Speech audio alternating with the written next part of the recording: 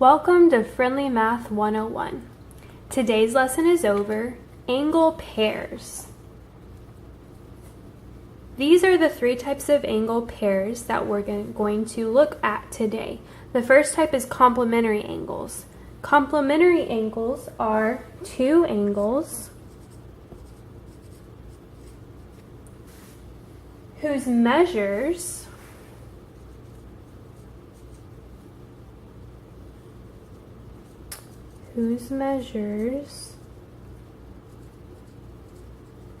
add to 90 degrees.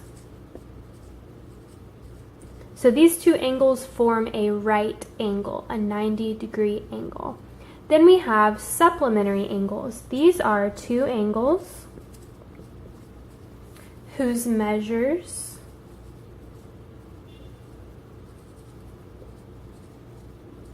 add to 180 degrees. So these two angles form a line because lines have angle measures of 180 degrees. Then we have vertical angles. Vertical angles are congruent or equal. They are easier depicted in a picture. So we have two intersecting lines. Vertical angles are diagonal from each other, right across from each other. And like I said before, these two angles are congruent, meaning they are equal to each other. So if this angle here was x degrees, this angle would also be x degrees. They're congruent, they're equal. Let's look at our first two examples. So our first example on the left, these two angles are complementary.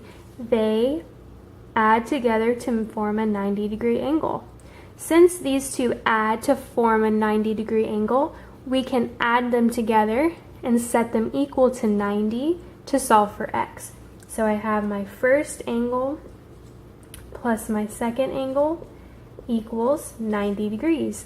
Their sum is 90. Then we just solve for x. So here we combine like terms. Negative 10 plus 25 is positive 15. Then we will subtract 15 from both sides. When I do that, I get 5x equals, these zero out. 90 minus 15 is 75. Divide both sides by 5, and I get my answer for x. X equals 15. Now moving on to the right-hand side. These two angles are supplementary. They add together to make 180 degrees. They form a line. So I can take these two angles, add them together, set them equal to 180. Again, we're going to combine like terms. So I have my y's I can add. I get 6y. My negative 1 and 1 I can add. Those make 0, so I'm not going to write that. Then just solve for y by dividing by 6, and I get y equals 30 as my answer. Our last example here has to do with vertical angles. So these are vertical angles. Remember, vertical angles are across from each other. That's how I know they're vertical angles. And they're equal. So I can set the first angle equal to the second angle, and I can solve for x. So when I'm solving this with variables on both sides, I'm going to get all the x's to one side. I'm going to subtract my 1/2 x from both sides first. That'll zero it out over there.